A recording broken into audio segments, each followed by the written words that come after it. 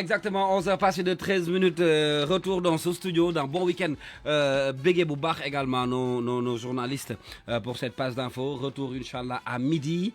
Bima Tambali ak légui nak ci 10h ak légui. On reçoit beaucoup de messages ci l'anniversaire de Youssou, célébré depuis le 1er, mais quand même fancy ak association yi nga xamné bari na fi ci Sénégal ak bitim réew ñi ngi continuer non seulement di ko célébrer parce que jëm ji mo ni tollu.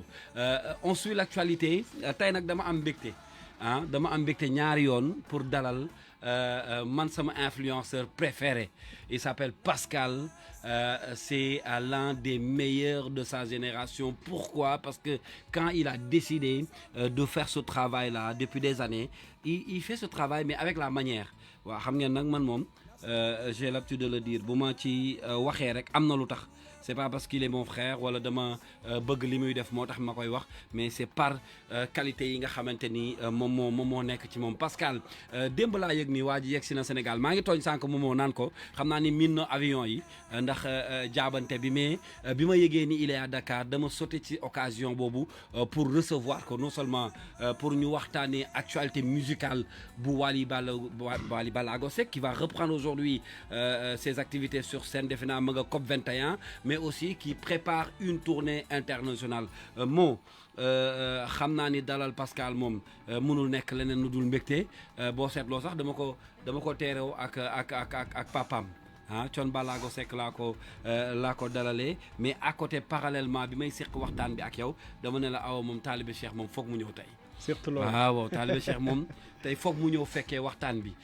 et puis li ci garaaw dinaa la ko expliquer ci kanam anecdote bi garaaw ci waxtaan bi pour wax la rek l'homme comment il est généreux cette personne qu'on a invité aujourd'hui c'est grâce à lui ci laa xamee aw mi nga xamante ne mi ngi toog ci studio bi tey ñu war fas yéene seq ak moom waxtaan. Mes frères merci d'avoir répondu à cette invitation. Pascal jegeel micro bi tuuti maa ngi lay nuyu am mbégte dalal la ci RFM. Je pense que c'est la première fois déjà sax ñu gisante suñu gisante def naa bi mooy de first mais xol yi gisante nañ bu yàgg ndax cofeel bi ñu am ci yow ak liggéey bi nga xam ne yaa ngi koy def à travers ci sa ay plateformes mais di ko defee bitim réew mu nekkoon lu rare loo xam ne daan nañ ko gis. D'habitude nos influenceurs yi nekk Dakar ñoo daan nekk fii bu ñuy ñëw bitim réew ànd ak suñu artistes yi dem mais nga gis nit nekk bitim réew bàyyi activité am yëpp di topp benn artiste di topp la culture sénégalaise di topp la musique sénégalaise loolu defe naa c'est une première ñu gis ko ci yow. Donc maa ngi lay nuyu frère am mbégte bu yaatu bàyyi la nga nuyoo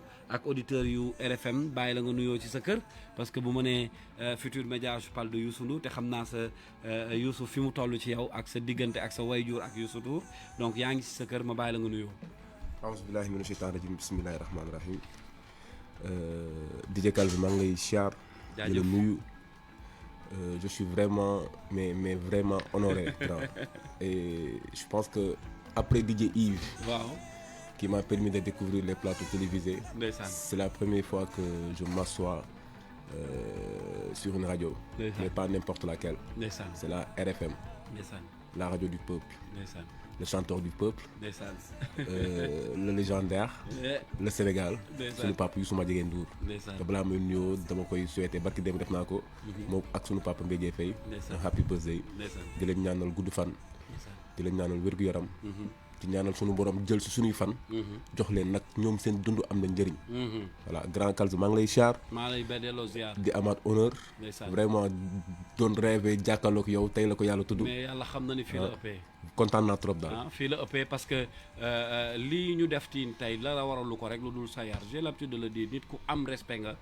ci doomu aadama nit ku jox cër doomu aadama nga donc suñu yegsee fii ak yow pour seq ak yow waxtaan li ma ko waxee démb bi ma yégee ni dañ lay dalal rek yaa ngi Sénégal dama ne moomoo foog ñu dalal Pascal moo maa ngi lay delloowaat kàddu gi mais tey am nañu ndaanaan de am nañu ndaanaan bu mag kenn mënta wax showbiz jamono bii ci Sénégal te doo ko wax kenn mënta wax influenceur jamono bi ci Sénégal te doo ko wax parce que ñu bëri dañuy wax que ni métier influenceur dañ koy remettre en question mais à chaque fois boo waxee dañuy joxe exemple Pascal voilà il ne parle que des chiffres waaye itam il ne parle que des ay affaires yoo xam ni yu mag la yoo xam ne artiste am da koy def mu koy magnifier waaye itam mu koy jàllale ba tax na képp ku bëgg a xam lu important ci artiste bi muy àndal di Wally Seck da ngay xaar Pascal def live wala nga xaar Pascal communiqué ci nga xool si c'est certifié donc loolu c'est pas donné à n'importe qui mu nekk itam Europe lu jafe mais communauté bi koy suivre Sénégal sax moom moo ëpp tellement que information yi muy joxe parfois dafay avéré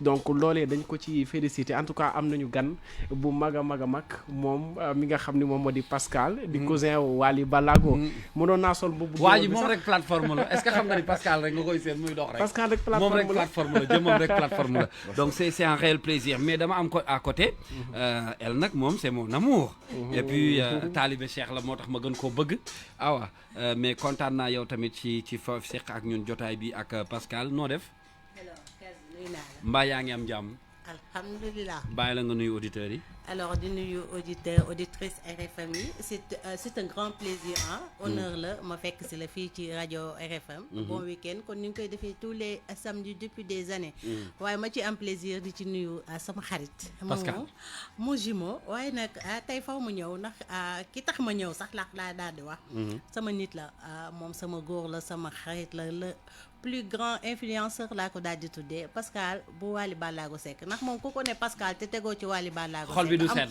xol bi du sedd loolu du ko neex dëgg la de xol bi du sedd de mu nekk nit ku baax macha allah soo ko invité rek war nga kaa invité wax na ko sànq c'est la première fois muy ñëw rajo comme ma ni c'est la première fois may toog ci rajo kon xam naa ne dina neex dina xumb dina dagan ak ni ngeen grawee nii ni ngeen doy waar nii mais j'adore la voix de Pascal. Tu sais, il a une voix radiophonique. Exactement. Ah ouais, c'est ce que je voulais dire. Pascal, il a une voix radiophonique. Mais trop de flatterie, je vais rougir. Non, mais c'est la vérité. Alors, Pascal, je vais rentrer quand même dans le vif du sujet, comme Ninka Wari.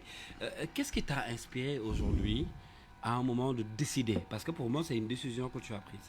Moi, man dama nekk Sénégalais. Bi ngay dem bitim réew, xëy na yeneen ci yeneen contexte nga demee.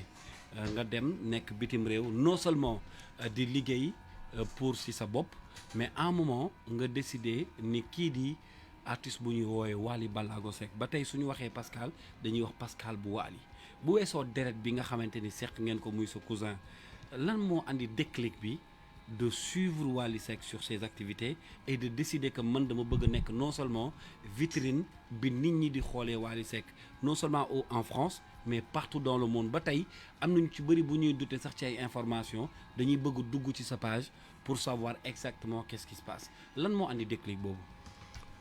Quand je pense que plateau yi ma def yëpp question bi moo ci gën a pertinente man sama life dara amul daray hasard en 2007 fin 2007 j'ai signé mon premier contrat professionnel en Égypte jamono jooju. en tant que footballeur ouais. jamono jooju Wally mi ngi commencé tàmbalee way tu vois li ñu naan deret dafa fort parce que moi j'ai grandi à Castor sama kër maam Aborisque que je salue ñoom Tobi Gueye de passage Wally danaan ñëw foofu jamono ju muy def promotion je sais pas nag yéen nga doon xam loolu promotion. bien sûr. tu vois moo tax il a toujours été un self-made man. tu vois. promotion mooy wër di jaay. voilà waaw. ma mënoon football trop moom it ma mënoon football trop mais maa ko pon technique donc à chaque fois su ma daan def benn geste boo xam ne. ndeysaan peut-être 20 ans après la ko gars yi def. daraan jóge Estouffar ñëw ne ma cousin dégg naa da nga def lii defal ma xool tu vois affinité boobu ñu am ko mu en fait man dama teel a ñàkk sago ci Wally Ballago Seck. dama teel a ñàkk sago ci Wally Ballago Seck boobu mi ngi football port ba ni ma demee Égypte jóge Égypte dem Oman mu amoon benn décès benn kii mu gaañoo rakam bu jigéen magam bu jigéen xaw ma rakam bu jigéen mu metti woon mu trop ba gars yi naan ma amoon bof je vais pas dire le nom tu vois après nag foofu laa commencé am cofeel ba ni ma arrêté football dem Maroc di publier moo tax am na benn influenceur bu nekk Allemagne doon wax naan Pascal mi ngi doogee egsi 2007 2008 2009 laa commencé di publier si Wally Ballago Seck via mon compte Facebook tu vois yàlla di def mu joué Zénith je pense que c'était en 2012 ñëw Maroc pour noppalu bi mu ñëwee mu ne am na benn cousin bu nekk fii bu tudd Pascal rek ñu oo ma téléphone ne ma kii mi ngi fii doomu Papitoon bi fekk na boobu maa ngi Agadir benn ville muy wax Agadir moom mu wàcc Casa tu vois ma jël avion ñëw foofu nag la link bi tàmbalee tu vois parce que ça donc ça date pas d'aujourd'hui. non du tout en fait lu tax ma tàmbalee question boobu c'était pour faire nit ñi bëgg di déglu laa bëgg a faire comprendre li andi diggante Pascal ak Wally Ballago Seck bu weesoo deret bi dafa am une histoire derrière moo tax ma tàmbalee foofu donc loolu ça ne date pas d'aujourd'hui. non mais Kals Wally c'est mon cousin tu vois la méchanceté des Sénégalais arrive à dire que waa ji da koy mbuboo mais ñëpp a bëgg mbuboo Wally ñëpp a bëgg a bokk ak Wally ah c'est le golden boy de la musique sénégalaise excusez-moi ah kan moo bëggul bokkal ak Wally. man de bëggoon naa la jox benn réponse ah yaa tey de. wallahi mais en fait. waaw neel yaa tey rek. maa tey. waaw wax ji jeex. tey jii Kals. waaw pour revenir à ta question. oui vas-y. Wally buy ñëw Paris. waaw. dama daan dem champs ñu photo ñu jël vidéo su fekkente ne sama anniversaire dans 6 mois la dina ma defal vidéo yëkkati enveloppe jox la piqûre la nga toogaat benn 6 mois boo xam ne doo liggéey. am sama benn raq bu ñu owee Bàcc Mbay. léegi naa du la piqûre bu ndaw de. non moom xëtam xajul ci kenn. xajul ci kenn walaay xajul ci kenn. am sama benn raq bu ne ma grand damay gis ne Wally à chaque fois bu ñëwee Paris di nga ñu nekk ma ne ko waaw mu ne ma grand bu ñëwatee tàll sa loxo mu ñaanal la. ma ne ko boo yow depuis bi nga jëlee su affaire bàyyi bi ñas yi ba léegi da nga kon la mooy Wally nekk ci saayir bi nu mu lay ñaanalee mënuma grand Wally nitu jamono la moom mënuma Wally nitu jamono la mooy maanaam ni sëriñ ni xalif général yi nekkee nitu jamono moom it pareil quoi te dëgg la moom loolu mu wax noonu wax na ma ko il y a 5 ans excusez-moi keroog bi Wally ñëwee Paris bi mu jógee Dubaï ñëw Paris si laay doogee am connexion boobu maanaam dama ñëw je lui ai serré la main il m'a pris dans ses bras may miir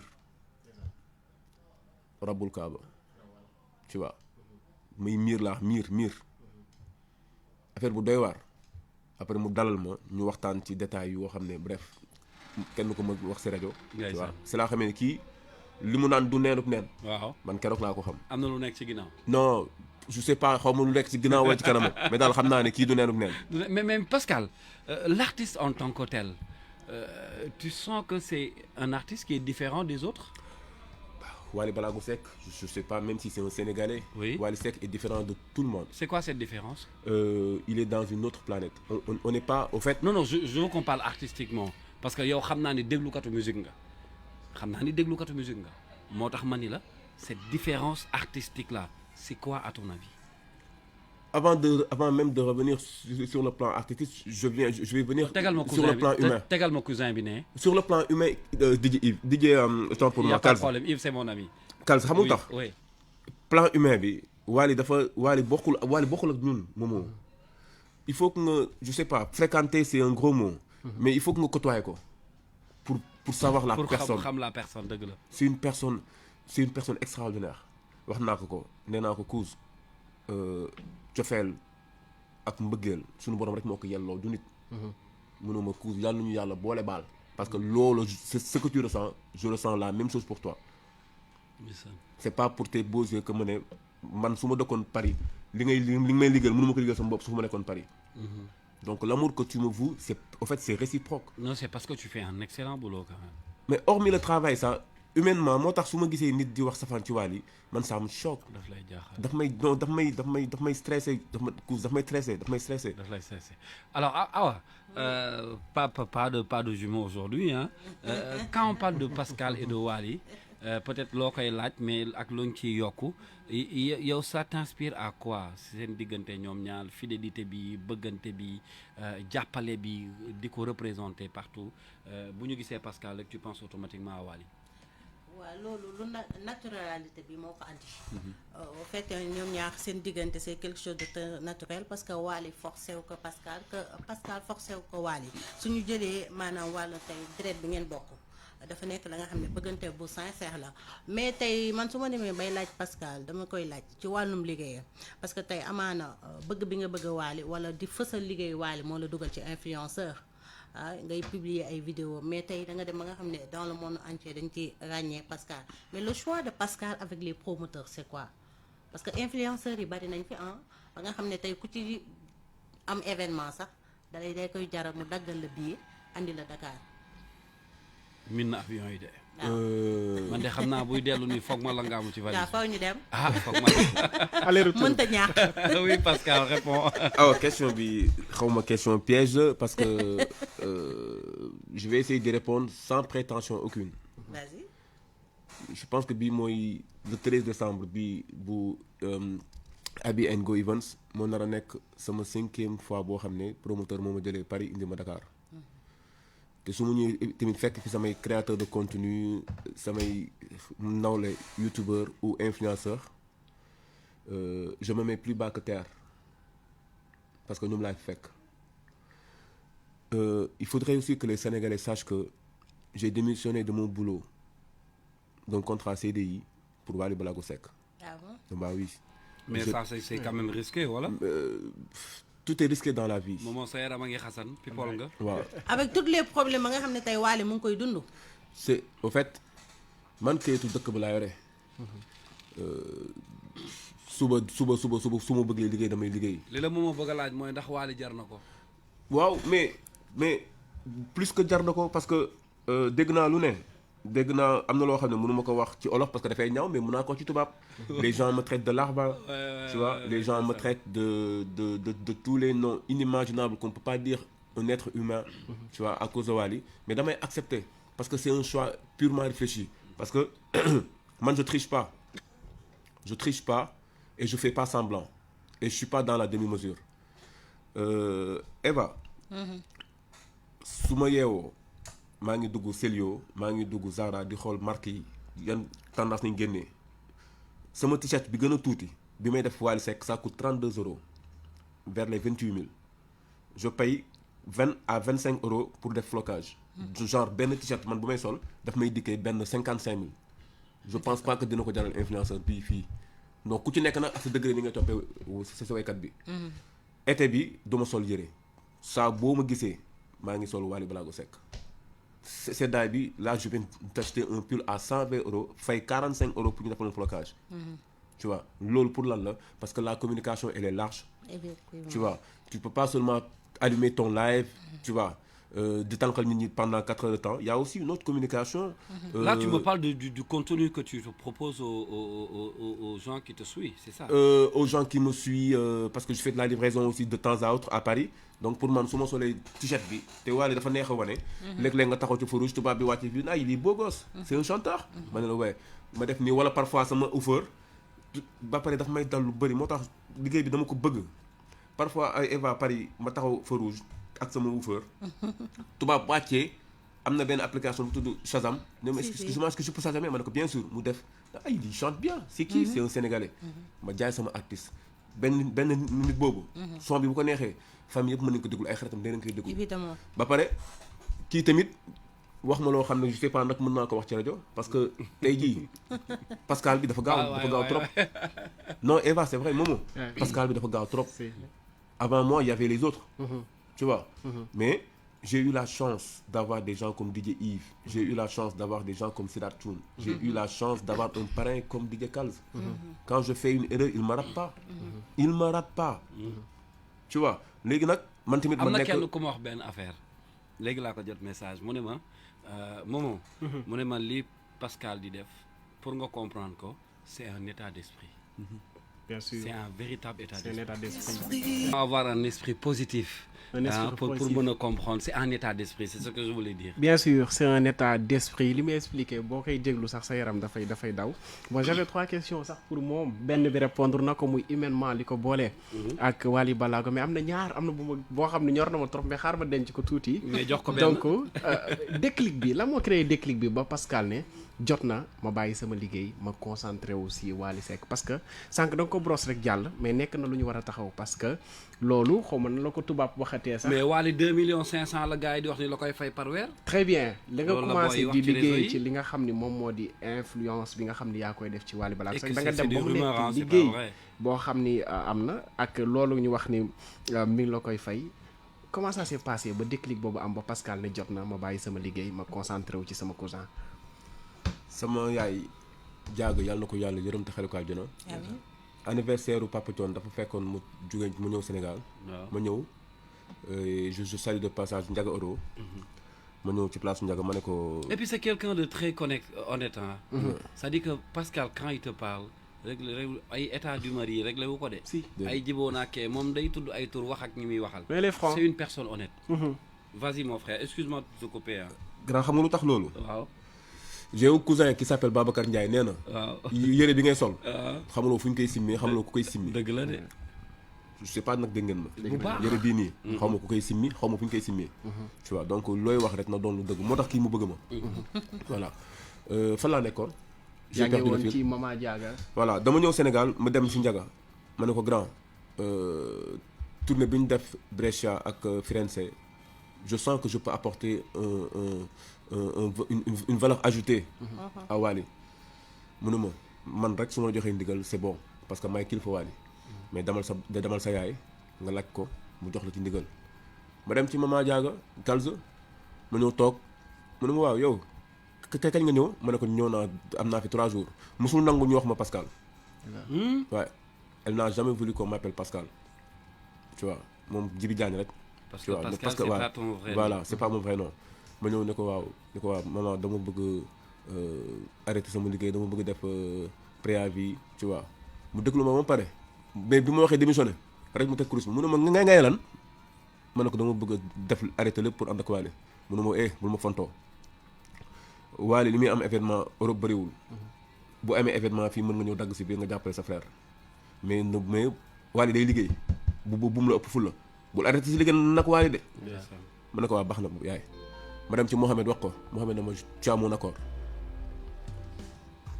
moo tax grand son boobu daf may jooyloo baal dimbali ma ci kii voilà dimbali ma ci rek.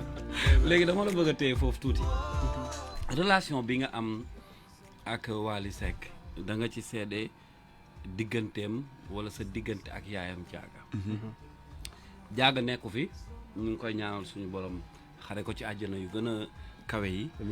mais su fekkoon da Diaga rek moo def loolu ci yow dinaa jaaxle mais sa wayjur bi la jur yow sa wayjur bu jigéen. noonu la bëggee te noonu la fiéré ci yow.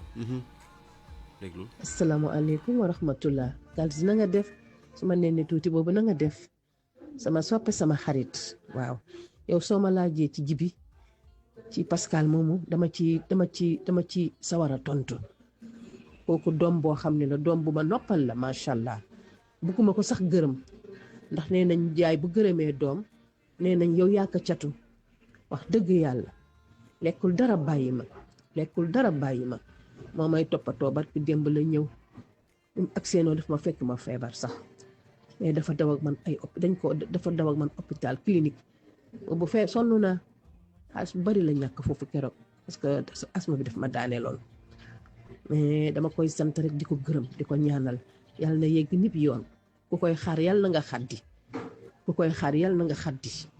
yàlla na ko yàlla muccal mbooloo mu jullit ci darajay Muhammad li mu bëgg ci liggéeyam bi moo ko xam yàlla na ko ci yàlla jàppale ci darajay Muhammad doom joo xam ne la du man rek la soutenir non kum gis rek yaayam la ko defal ko lim may defal lay defal ñëpp sama sœur yi ñëpp a koy gërëm dañ koy ñaanal rek yal na ko yàlla lafal cat digganteem ak Wally Seck yal na ko yàlla lafal cat digganteem ak frère mbokkam yëpp ndax moom amul problème moom xamul noonam Djibi xamul noonam Djibi pour moom ñëpp a ko bëgg toujours loolu la ma ne ko Djibi il faut faire attention parce que gis nga sa loxo gauche bi bu ko wóolu yaa moom sa loxo bi mu ne ma ne ko bu ko óolu ma ne ko jamono bi ñu toll dañ nekk ci jamono yàkkante dañ nekk ci jamono bu méttee il faut beaucoup faire attention lu tuuti ñu dugal la lu tuuti ñu waxal la ne yaa def lii moom day ree rek xamul noonam loolu rek laa ko yërëme xamul noonam maa ngi koy gërëm nag wax dëgg yàlla maa ngi koy gërëm fi mu bëgg a yegg yàlla na fa yegg yàlla na ko yàlla lafal cat musal ko muccal ko ci darajay Muhammad loolu rek laa koy ñaanal baax na bëgg na ma yërëm na ma yiir na ma waaw manqué wu ma dara wax dëgg yàlla manqué wu ma dara waaw yow am na yoonam bu mu ñëwee oto la ma indil yàlla na ko yàlla lafal cat ne ma yaay oto ngi nii dañ la koy dawalal course boo bëgguñu di la ko defal waaw nit amul lu dul ndeyam soo ko bëggalee yàlla day kontaan yàlla dafay kontaan te dama koy ñaanal rek maa ngi koy ñaanal bu baax a baax a baax di ñaanal suma président Youssou Ndour di ko ñaanal anniversaire bii mu doon féete ba démb yàlla na nekk ay anniversaire ba ñett téeméeri at ak nangam ndax ñun ndeysaan dañ daan toog di ko xool ne kii waay yàlla nañ koy ñaanal yàlla na dund ñu ñuy fecc ak moom ba mu am 100 ans billaay lu ne lañ daan wax parce que tangu xale la dañ ko bëgg ñu ni su rek lañ am ci àddina dañ ko bëgg moom tamit ku ñu bëgg la dama koy ñaanal yàlla na koy yàlla may gudd fan yàlla na sut papaam fan ci daraje Muhammad moom it ku koy xaar yàlla nga xaddi donc Wally Seck ñoom ñëpp dama leen di ñaanal ñoom ñëpp la ñuy ñaanal yàlla na yàlla suturaal leen Kalzi yow tamit yàlla na la yàlla bàyyi sa liggéey boobu nga yokk ci ba yëg ko yow ku baax nga ku tey nga ni ngay animé dafa neex ci xol yi lay dugg vraiment maa ngi lay ñaanal yow tamit ku lay xaar yàlla na xaddi ci daraje Muhammad yegg leen nib yoon ci daraje Muhammad merci beaucoup Kalzi allez bisous.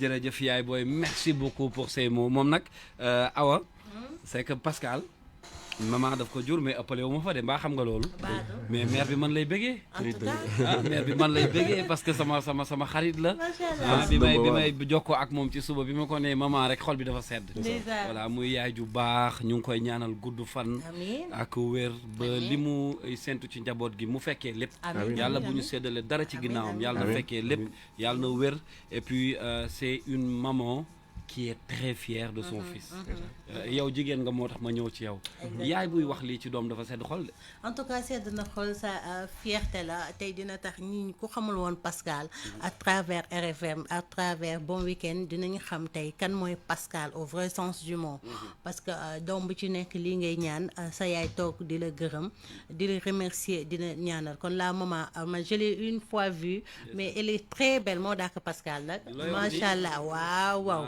elle est très belle. est-ce que xam nga boo baaxee da ngay rafet. waaw day feeñ ci kanam ndax li nañ ci xol rek day daal di feeñ ci kanam.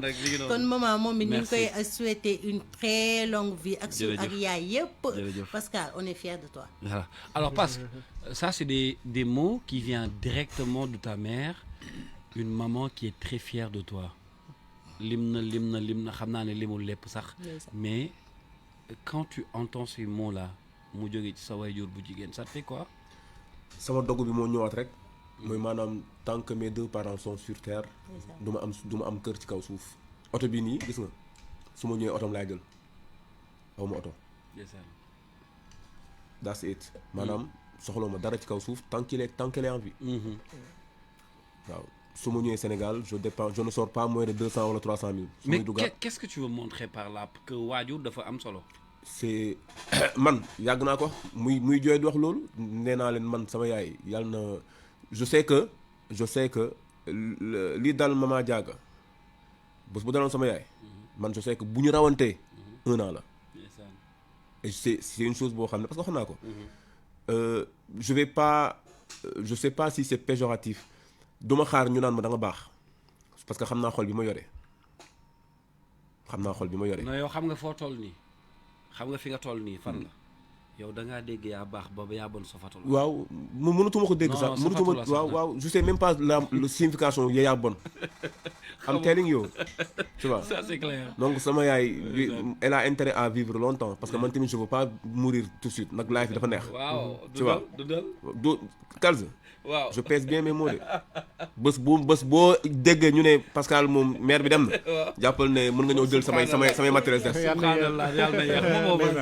ndeysaan loolu mbëggeel moo koy def et puis layo bi jeex bu doom ya màggee dañuy àtte loolu la olof wax donc tey Pascal ni mu mel nii bu ñu déggee yaayam dañuy xam ni dëgg la insistel ndax tey li ñu naan rafet day nduroog mbaax donc bu waxee ni yaayam dafa rafet dañ koy gis ci ay kàddoom te bu ñu gisee Pascal ni muy waxee ñu gisee yaayam dañuy xam ne lii ci yar bi la te dafa am lu ma ci impressionné ndax dañuy gis que ni ñi nga xam ne ñooy nekk ci artistes yi d'habitude day am étiquette bu ñu leen di takkal que ni duñu defal seen famille que ni tey jii ni toppatoo wuñu seen famille dañuy topp benn nit mais tey boo déggee yaayu Pascal mu seede ça veut dire que ni Pascal tey li muy def ci Wally dëgg la cousin am la dëgg la bëgg na ko mais xolam moo toll noonu ndax mi ngi koy def ci waajuram te mi ngi koy def fi mu ko war a def loolu c'est à féliciter lii moo tax nga am estime ñëpp ndax ñëpp la estimer Sénégal donc loolu c'est pas donné à n'importe qui benn jour nag dama ko dégg muy live di teg ay son Papa Thione.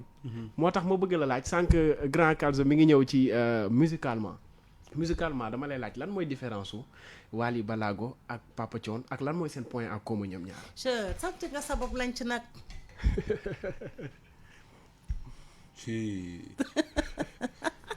Calzo, est-ce que xam nga ne je suis très émotive.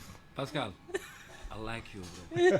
Je suis une personne très très émotive. waxal xam nga si Papa Thione. laa xamee ne musique dafa xaram. c'est ça si maa ngi lay dégg nga koy wax ci benn live. waaw si Papa Thione laa xamee li ne nga xam ne musique dafa grave da nga ni ci Papa Thione. laa xamee ne musique dafa xaram. Expliquez-moi. Parce que j'ai eu la chance de côtoyer Baysal. ñu jógee Brescia doon dem astafurlah ñu jógee Milan doon dem Allemagne. waaw Baysal teg benn son wu nongolo moom li muy dégg man dégguma ko. man musique rang tam bi laay dégg quoi. Baysal di jékki-jékki ne ci yaa ngi dégg lële je comprends absolument rien après mu may expliquer ma dem nag ba am oreille musicale boobu noonu. jour bi ma taxee samay bits. di déglu lan nga doon dégg ci ndongolo boobu. lu doy waar kooku tamit beneen. ci message wala ci musique. musicalement. tu vois musicalement maanaam day je sais pas da ngay dégg percu bi tu vois déggal.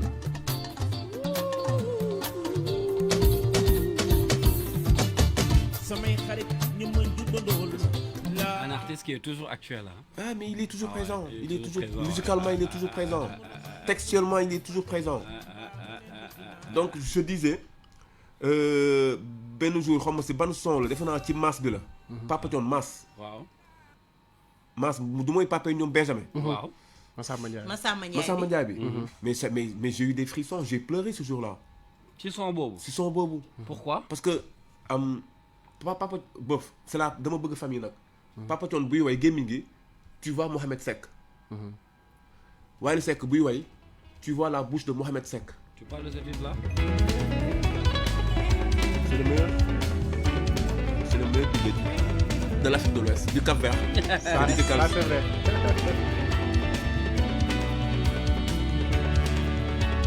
Calzo ay li neex na waaye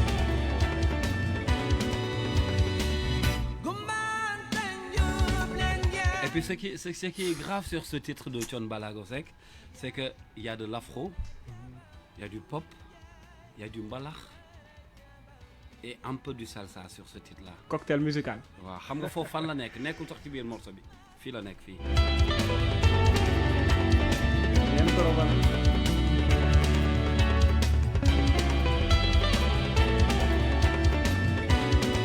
Parce qu'il a fait Africando Thione Seck.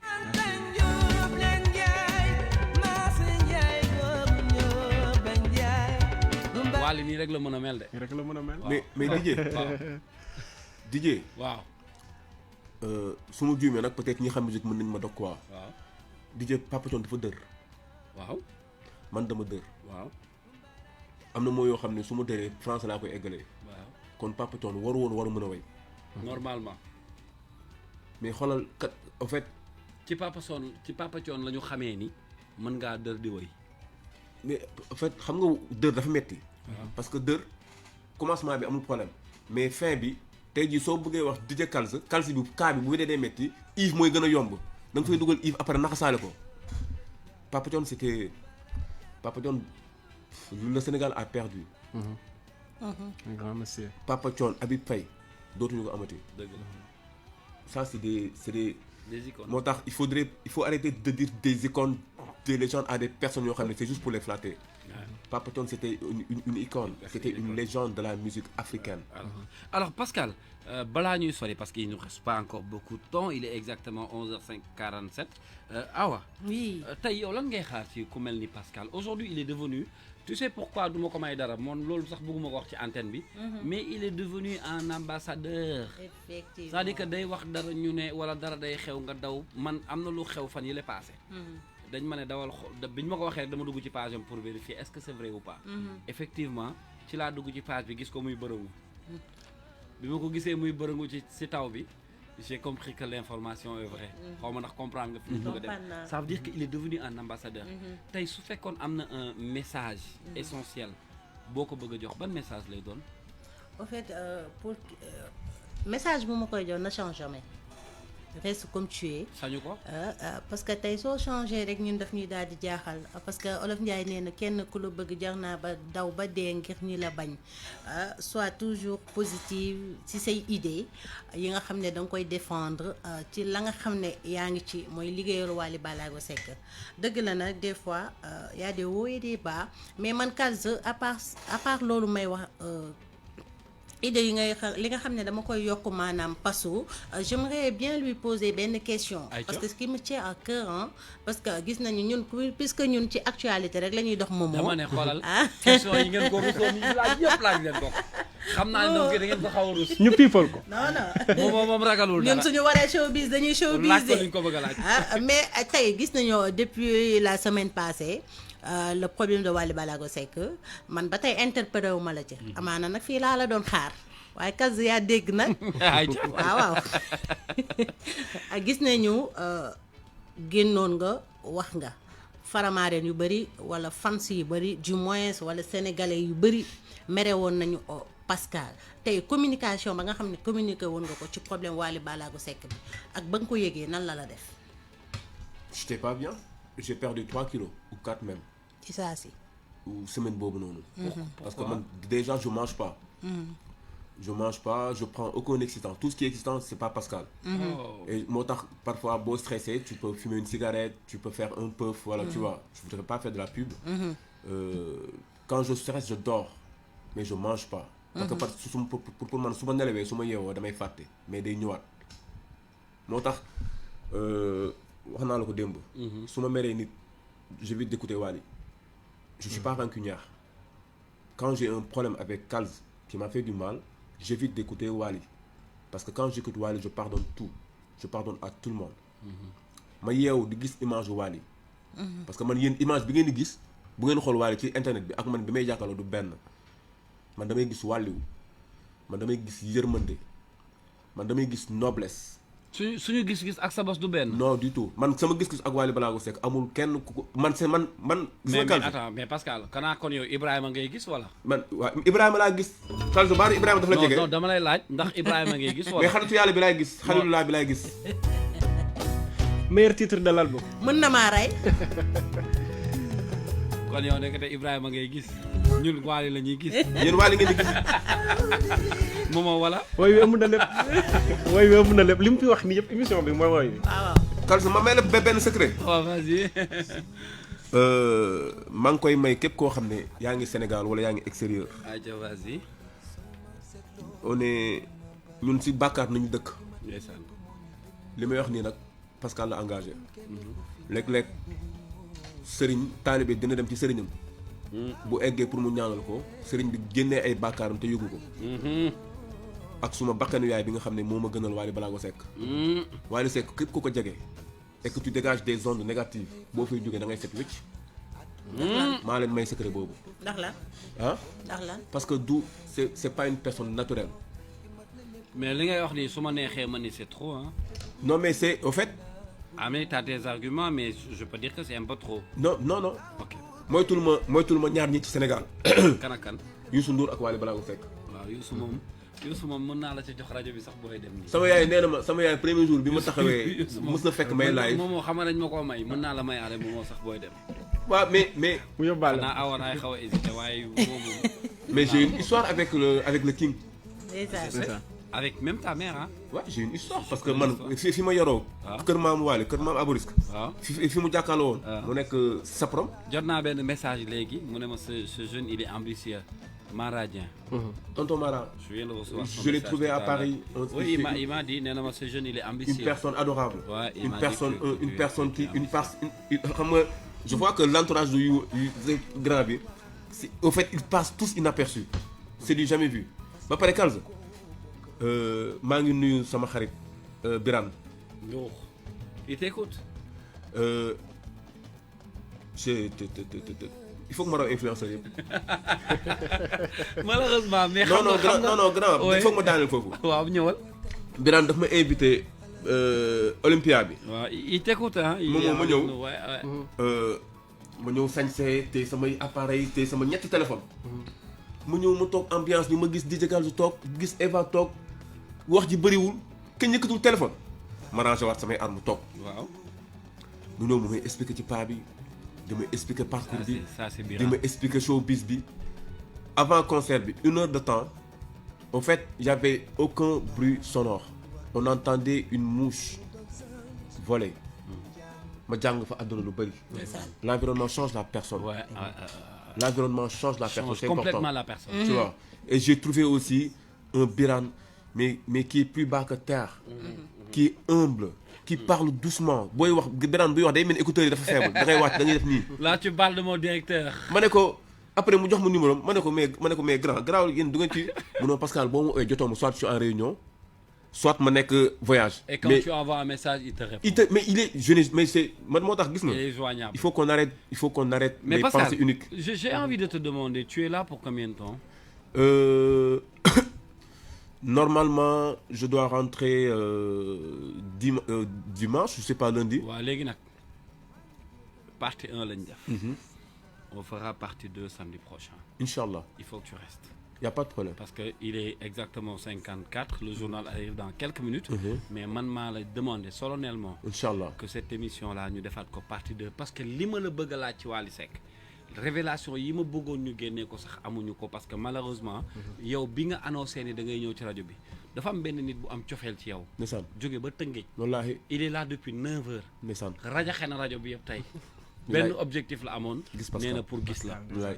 te devine quoi Momo Pascal dafa wàcc ci suuf moo tax mu yeexee sax commencé nii dem terali xale bu jigéen bi ndeysaan yëkkati ay koppar jox ko ndeysaan man mii di wax ak yow woo naa ko ba tàyyi bu ma ko seedewul du ma gor ne ko Pascal diw de dafa am problème du samay problème man de ndeysaan diw de génnee nañ ko diw dafa am problème location mu woo ay nitam maa ngi nuyu mon ami Mokhtar Pen borom ah àdduna. kooku sama papa la. mu ne ma Pen bagage. ma ne ko waaw mu ne ma xaaral ma woo Mokhtar ndeysaan ndeysaan. mu woo Mokhtar ci moom moo tax ma xam Mokhtar Pen mu woo Mokhtar Pen dugal ko ci appel bi ne ko damaa bëgg Kalz problème bi diwam am problème Ndeysaan. nga régleel ko waa ji ci saa si mu fayal kooku location ndeysaan macha te allah. dañ ko doon waa ji génnee muy borom kër ndeysaan te loolu c'est grâce à Pascal mii loolu mooy benn ak yeneen publicité sax day am nit bëgg a def voix off wala nangam mu ne ko wool Kalz ndeysaan fay ko temps ndeysaan te du ci am fukki dërëm moom mii dafa généreux yaa ngi jikkoom dégg. la. moo tax ma xam awa mii toog lay dëgg la. moo ñu boole Ndeysaan. te lii am yëpp am tey moo tax bi ma koy invité ma ne awa foog nga ñëw ndeysaan te donc dinañ def partie de Pascal merci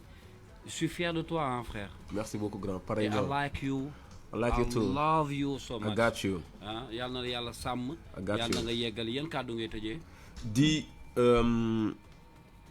sama yaay nee na du ma ko remercier dama koy gërëm damay gërëm sama ñaari wax waajur. suñu yaay nag Papa Cheikh Diagne waa sunu yaay. voilà di sant sama baay bu temps yi baax. dinaa commencé live di taasan di defal teg yow ci maire bi non non mère yow mère mën naa la ko may sama problème. non damay live de man xam nga daf may fii rek sama papa. waaw ba pare Kalz il faut que ma présenter la sama papa.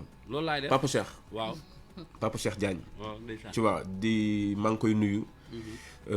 Kalz dama bëgg nga tuddal ma tur bi sama doom day anniversaire tey. Atijani Yacine Diagne. Atijani Yacine Diagne taalibe Serigne Babacar Sy. Atijani Yacine Diagne happy birthday longue vie santé prospérité beaucoup de bonheur dundal taalibe Cheikh yow da ngay dund par force inchallah Et je fais aussi un petit coucou au le restaurant number 1 de Paris. Le restaurant Le Falilou. waaw 32 rue d'Hauteville. waaw ah restaurant boo xam ne comme ni ma koy faral di waxee rek. venez comme vous êtes la famille.